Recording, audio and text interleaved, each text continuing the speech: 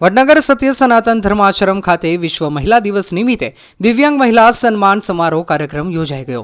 તારીખ 4 વડનગર સત્ય સનાતન ધર્માશ્રમ ખાતે 8 માર્ચ વિશ્વ મહિલા દિવસ નિમિત્તે દિવ્યાંગ મહિલા સન્માન સમારોહ કાર્યક્રમ યોજાઈ ગયો।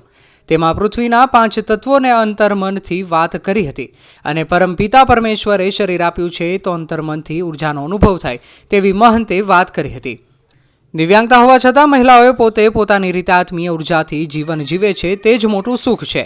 દિવ્યાંગ મહિલાઓ શારીરિક રીતે તકલીફ હોય છે પણ આત્મીય ઉર્જાને ઓળખો તેવી વાત કરી હતી। દરેક દિવ્યાંગજનોને શાલ અને ફૂલથી સન્માનિત કરવામાં આવ્યા હતા।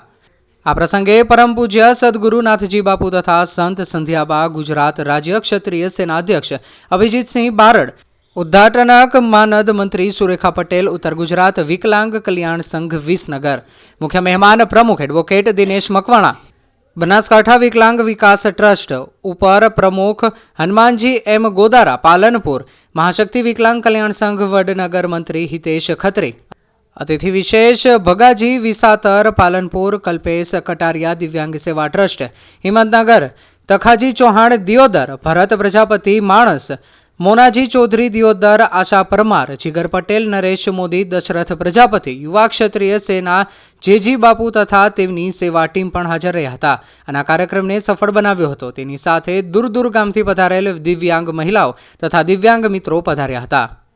રિપોર્ટર જીગર પટેલ, વડનગર।